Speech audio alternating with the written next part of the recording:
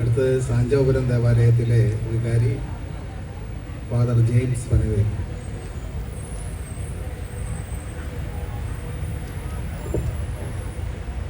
എത്രയും സ്നേഹം നിറഞ്ഞവരെ, ആദ്യമേ തന്നെ പറയട്ടെ, എൻ്റെ കിളി പോയിരിക്കുകയാണ്. അത് വേറെ ഒന്നും കൊണ്ടല്ല, കുറേ നേരമായിട്ട് ലൈറ്റ് ഇങ്ങനെ കണ്ണിലേക്ക് അടിച്ചിരിക്കുകയാണ്. പിന്നെ സരസൻ സാർ പറഞ്ഞ പോലെ സാഗര സമാനമായൊരു ടോപ്പിക് ഇങ്ങനെ കേട്ട് കേട്ട് ആകെ ഒരു മന്നിപ്പ് പിടിച്ച അവസ്ഥയിലാണ് ഇരിക്കുന്നത്. എങ്കിലും ഇന്നിവിടെ നിൽക്കുമ്പോൾ ഈ ദിവസത്തിന് രണ്ട് പ്രത്യേകതയാണുള്ളത്. ഒന്ന്, ഇതൊരു വിജയദശമി ദിവസമാണ്. രണ്ടാമത്തെ കാര്യം നമ്മുടെ ഗാന്ധി ജയന്തിയാണ്. ഇവിടെ കുറച്ച് പിള്ളേരുണ്ട്. ഞാൻ ആ പിള്ളേരുടെ മനസ്സിൽ നിന്ന് ചിന്തിക്കുകയാണ്. ഈ പൂജവെപ്പ് എന്ന് പറയുന്ന പരിപാടി വരുമ്പോൾ നമുക്ക് ഒടുക്കത്തെ സന്തോഷമാണ്. കാരണം വേറൊന്നുമല്ല, പൂജയാണ് വയ്ക്കുന്നത്. പൂജയ്ക്കായിട്ട് കൊണ്ട് വയ്ക്കുകയാണെങ്കിൽ നമ്മൾ ശരിക്കും പറഞ്ഞാൽ പുസ്തകം പൂട്ടി വയ്ക്കുന്ന പരിപാടിയാണ്. അതായത് 2 ദിവസത്തേക്ക് നിങ്ങളിനി പഠിക്ക്, അല്ലെങ്കിൽ ക്ലാസ് കേൾക്ക്, ഇങ്ങനെയുള്ള ബഹളം വെച്ച് വരരുത് എന്ന് പിള്ളേർ ആഗ്രഹിക്കുന്ന ഒരു ദിവസമാണ്. അങ്ങനത്തെ ദിവസം വീണ്ടും വന്നിട്ട് ഈ പ്രസംഗവേദിയിൽ നിന്ന് വെറുപ്പിക്കാൻ ആഗ്രഹിക്കുന്നില്ല. ഒറ്റ കാര്യം പറയാൻ ആഗ്രഹിക്കുന്നുള്ളൂ. ഈ ഈവനിങ്ങിന് നിങ്ങളിട്ട പേര് സൗഹൃദ സദസ്സെന്നാണ്. ആ പേര് നമ്മൾ വളരെ വ്യക്തമായിട്ട് ഉച്ചരിക്കണം, അത് വളരെ വ്യക്തമായിട്ട് ഓർക്കണം, അത് വ്യക്തമായിട്ട് തന്നെ പറയണം. എന്ന് പറയാനൊരു കാരണമുണ്ട്. കാരണം നമ്മളിത് പറഞ്ഞുകൊണ്ടിരിക്കുന്ന ദിവസങ്ങളിൽ ഗാസയിലും പാലസ്തീനിലും ഒക്കെ ബോംബ് കാത്തിരിക്കുന്ന, നരകയാതന അനുഭവിക്കുന്ന, നാളെ മുകളിലേക്ക് തലയുണ്ടാകുമെന്ന് അറിയാൻ പാടില്ലാത്ത പിള്ളേരും കുഞ്ഞുങ്ങളും സ്ത്രീകളുമുള്ള ഒരു ഭീകരാന്തരീക്ഷം അപ്പുറത്തുണ്ട്. ഏറെ നാളുകൾക്ക് മുമ്പാണ് നമ്മുടെ നേപ്പാളിൽ അപ്പുറത്ത് എന്താ പറയുന്നത്, മന്ത്രിയെയും ഭരണാധികാരികളെയൊക്കെ അടിച്ച് താഴ്ത്തിടുന്ന ഒരു സമര മുന്നേറ്റം കണ്ടത്. ഏറെ നാൾക്ക് മുമ്പാണ് ശ്രീലങ്കയിൽ വലിയ രീതിയിലുള്ള സ്പർദ്ധയും അല്ലെങ്കിൽ തമ്മിലുള്ള ആത്മസംഘർഷങ്ങളും അടികളൊക്കെ ഉണ്ടായത്. അപ്പുറത്ത് ഉക്രൈനും റഷ്യയും തമ്മിലുള്ള യുദ്ധത്തിന്റെ കെടുതികൾ തീർന്നിട്ടില്ല. സ്നേഹം നിറഞ്ഞവർ, ഇത്രമാത്രം ഒരു ഭീകരാന്തരീക്ഷത്തിൽ നമ്മൾ വളരുമ്പോൾ അല്ലെങ്കിൽ നമ്മൾ ജീവിക്കുമ്പോൾ ഓരോ ദിവസത്തെയും പത്രവാർത്തകൾ നമ്മളെ ഞെട്ടിക്കുന്നുണ്ട്. ഈ സൗഹൃദം എന്ന് പറയേണ്ടത് വീണ്ടും വീണ്ടും പറയപ്പെടേണ്ട ഒരു കാര്യമാണ്. ഈ ടെൻഷനൊക്കെ അടിച്ചിരിക്കുമ്പോഴാണ് നമ്മൾ ഒന്ന് റിലാക്സ് ചെയ്യാൻ വേണ്ടിയിട്ട് ക്രിക്കറ്റ് കളി കാണാമെന്ന് വിചാരിക്കുന്നത്. അങ്ങനെ ക്രിക്കറ്റ് കളി കാണുമ്പോഴോ അവിടെ കളിക്കാൻ പോയിട്ട് കൈ കൊടുക്കാതിരിക്കുന്ന ആളുകളെ കാണുന്നത്, അല്ലേ? കപ്പടിച്ചു കഴിഞ്ഞിട്ട് കപ്പ് മേടിക്കാൻ പോകാത്ത ആളുകളെ കാണുന്നത്. ഒരുപക്ഷെ എന്തിന്റെ പിന്നിലും പൊളിറ്റിക്സ് മാത്രം കാണുന്ന, അല്ലെങ്കിൽ മനുഷ്യനെ ജാതിയുടെയും വർഗത്തിന്റെയും മതത്തിന്റെയും പേരിൽ മാറ്റി നിർത്താനായിട്ടുള്ള 100 കാരണങ്ങൾ ഉണ്ടായിക്കൊണ്ടിരിക്കുന്ന ഒരു കാലഘട്ടത്തിലാണ് പ്രിയപ്പെട്ടവരെ ഇതുപോലൊരു അമ്പലത്തിന്റെ മുറ്റത്ത് ഒരു സൗഹൃദ സായാഹ്ന സദസ്സ് എന്ന് നിങ്ങൾ പേരിട്ടിരിക്കുന്നത്. തീർച്ചയായിട്ടും സൗഹൃദങ്ങളൊക്കെ കാലഹരണപ്പെട്ടു പോകുന്ന, മനുഷ്യനെ മനുഷ്യനായിട്ട് കാണാൻ പറ്റാത്ത രീതിയിൽ മാർക്കറ്റ് ചെയ്യപ്പെടുന്ന, മാറ്റി നിർത്തപ്പെടുന്ന ഒരു കാലഘട്ടത്തിൽ എന്തിന് ഇവിടെ ഇങ്ങനെയൊരു ദിവസം സംഘടിപ്പിക്കുന്നു എന്നുള്ളതാണ്. സ്നേഹം നിറഞ്ഞവരെ, ഒരുപക്ഷെ ഇന്ന് ഏറ്റവും ബോറ് പരിപാടിയാണ് ഈ സാംസ്കാരിക സമ്മേളനം, ഏറ്റവും ബോറ് പരിപാടിയാണ് ഈ പ്രസംഗം. എനിക്ക് നന്നായിട്ട് അറിയാതെ. ഒരുപക്ഷെ ഇന്ന് ഈ പ്രസംഗത്തിന് പകരം ഇവിടെ ഒരു ആനനെ കൊണ്ടുവന്ന് കിട്ടിയാൽ ഇതിനേക്കാൾ ആൾ വരുമെന്ന് എനിക്കറിയാം. ഒരു ചെണ്ടമേളമാണെങ്കിൽ അതിനേക്കാൾ ആൾ വരുമെന്നറിയാം. ഇവിടെ വെളുപ്പിന് നടക്കുന്ന തീയാട്ടിന് അതിനേക്കാൾ ആളുണ്ടെന്ന് എനിക്കറിയാം. ഒരു വേടന്റെ റാപ്പാണ് വെക്കണമെങ്കിൽ ഇവിടെ നിറഞ്ഞു കവിഞ്ഞ ആളുകളുണ്ടാവും. പക്ഷെ സ്നേഹം നിറഞ്ഞവരെ, ഇവിടെയുള്ള മനുഷ്യനെയൊക്കെ ചേർത്ത് പിടിച്ചിട്ട് സൗഹൃദ സദസ്സ് എന്ന് പേരിട്ട് വിളിക്കുമ്പോൾ അതൊരു വലിയ ഓർമ്മയാണ്, ഒരു വലിയ സംസ്കാരമാണ് നമ്മളോട് പറയുന്നത് എന്ന് പറയാൻ മാത്രമാണ്. ഒരുപക്ഷെ ഞാൻ ഇവിടെ നിന്നിട്ട് ചിന്തിക്കുകയാണ്, എന്നെ എന്തിനാണ് വിളിച്ചത്? ഞാൻ വൈപ്പിങ്ങാരനല്ല. ഞാൻ ഈ സാഞ്ചോരം പള്ളിയിലേക്ക് വന്നിട്ട് 3 വർഷമായിട്ടുള്ളൂ. പക്ഷെ ഞാനിവിടെ നിൽക്കുമ്പോൾ എനിക്കിപ്പോൾ തോന്നുന്നുണ്ട് ഞാൻ എന്തിനാണ് ഇവിടെ നിൽക്കുന്നതെന്ന്. അതൊരു വാക്ക് നന്ദി പറയാനാണ്. എന്തിനാണെന്നറിയാമോ? ഈ കഴിഞ്ഞ 100 വർഷക്കാലം ഇവിടെ ജീവിച്ച മനുഷ്യരെ അവർക്ക് വിദ്യയുടെ വെളിച്ചം കൊടുത്തതിന്, ജാതിയെന്നോ മതമെന്നോ വേർതിരിച്ച് മാറ്റി നിർത്താതിരുന്നതിന്, ഈ അമ്പലത്തിന്റെ തിരുമുറ്റം ഒരുപാട് പേർക്കുള്ള വിദ്യയുടെ ക്ഷേത്രമായിട്ട് മാറിയതിന്, അല്ലെങ്കിൽ ഞാൻ റെപ്രസെന്റ് ചെയ്യുന്ന ക്രൈസ്തവരായ ഈ നാട്ടിലെ എല്ലാ മനുഷ്യരുടെ കൂടി നന്ദിയാണ് ഞാൻ പറയാൻ ആഗ്രഹിക്കുന്നത്. കാരണം ഞാൻ പഠിച്ചത് 4 വരെ പഠിച്ചത് ഒരു പള്ളി സ്കൂളിലാണ്. 5 മുതൽ 7 വരെ പഠിച്ചത് ഒരു SNDP സ്കൂളിലാണ്. ഞാൻ ഹൈസ്കൂളിൽ പഠിച്ചത് SNHSS സ്കൂളിലാണ്. ഞാൻ +2 പഠിച്ചത് വടുതല ജമാഅത്ത് ഇസ്ലാമി സ്കൂളിലാണ്. അമ്മയും ഉമ്മയും അമ്മച്ചിയും ഒക്കെ മനസ്സിലാവുന്ന കാലഘട്ടത്തിലാണ് നമ്മൾ പഠിച്ചു വളർന്നത്. സ്നേഹം നിറഞ്ഞവരെ, 100 വർഷം മുമ്പ്, അതായത് 1914 NSS രൂപീകരിക്കപ്പെടുന്നത്, അല്ലെ? അതിന് 9 വർഷങ്ങൾക്ക് ഇപ്പുറത്ത് ഈ നായരമ്പലത്ത് ഒരു കരയോഗം ആരംഭിക്കുകയാണ്. ഇവിടെ ഒരു വിദ്യാലയം ആരംഭിക്കുകയാണ്. ഈ പറയുന്ന വൈക്കം സത്യാഗ്രഹം നടക്കുന്നത് 1924 25 ഇവിടെ ഈ അമ്പലമുണ്ട്, ഈ സ്കൂളുണ്ട്. ഒരുപക്ഷെ വൈപ്പിൻകരയിലെ ആധുനിക വിദ്യാഭ്യാസത്തിലെ ഏറ്റവും ആദ്യത്തെ സ്കൂൾ ഏതാണെന്ന് ചോദിച്ചാൽ ഭഗവതി വിലാസം നായരമ്പലം സ്കൂളാണ്, വേറൊന്നുമല്ല.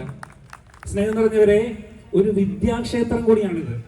ഒരുപക്ഷേ ഈ അമ്പലമുറ്റം എന്ന് പറയുന്നത് എത്ര പേരുടെ പ്രാർത്ഥനകൾ ഉരുവിട്ട ഒരു മണ്ണാണിത്. എത്ര പേരുടെ കണ്ണീരുകൾ അർച്ചനയായിട്ട് വീണ മണ്ണാണിത്.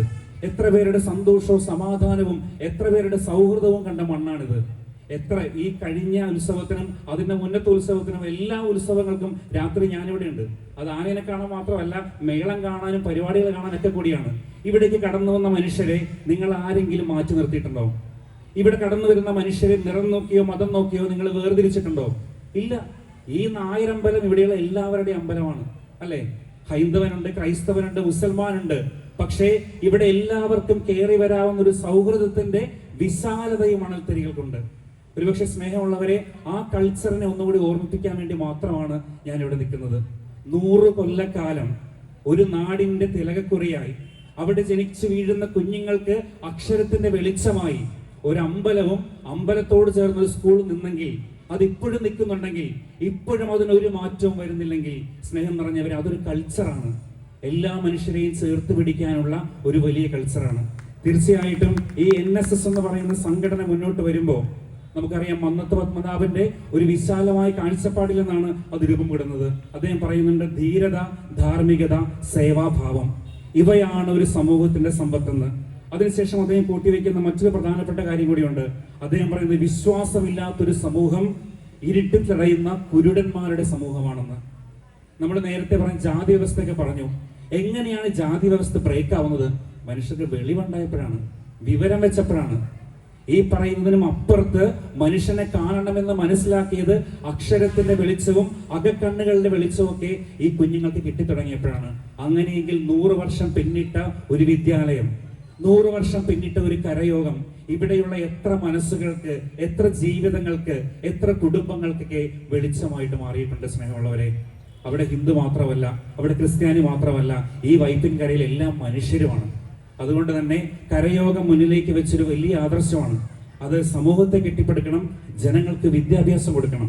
1925 മുതൽ അങ്ങനെ ഒരു ദർശനം പുലർത്തുന്നുണ്ടെങ്കിൽ, ഇന്നും ആ ദർശനത്തിൽ ആയിരങ്ങൾ ഇവിടെ പഠിച്ചു പോകുന്നുണ്ടെങ്കിൽ, അത് എന്തൊരു വലിയ നന്മയാണ് ഈ സമൂഹത്തിന് ചെയ്യുന്നത്. ഒരു വിശ്വക്ഷേത്രമായിട്ട് നായരമ്പലം മാറുകയല്ലേ? സ്നേഹം നിറഞ്ഞവർ, ഇപ്പോഴും അതിന്റെ ചൈതന്യവും അതിന്റെ ഗരിമയും അതിന്റെ മൂല്യങ്ങളും ഒന്നും ഇപ്പോഴും കാറ്റിൽ ഉലയാതെ നിങ്ങൾ കാക്കുന്നു എന്നുള്ളതാണ്. ഞാനിത് പറയുമ്പോൾ ഒരു NSSന്റെ പേരിലോ ഒരു ക്രിസ്ത്യന്റെ പേരിലോ അല്ലെങ്കിൽ ഒരു കാസയുടെ പേരിലോ ഒക്കെ വാട്സാപ്പിലും ഫേസ്ബുക്കിലും വർഗീയത വിളമ്പുന്ന ആളുകളുണ്ട്. നമ്മളിത് പറയുമ്പോൾ നിങ്ങളുടെ മതത്തിന്റെയും ജാതിയുടെയും നിങ്ങളുടെ ദൈവത്തിന്റെയും പേരിൽ അങ്ങോട്ടും ഇങ്ങോട്ടും വർഗീയ ധ്രുവീകരണം നടത്തുന്ന, കടുത്ത വർഗീയത മുമ്പിക്കുന്ന ഗ്രൂപ്പുകളും പേജുകളും ഉണ്ട്.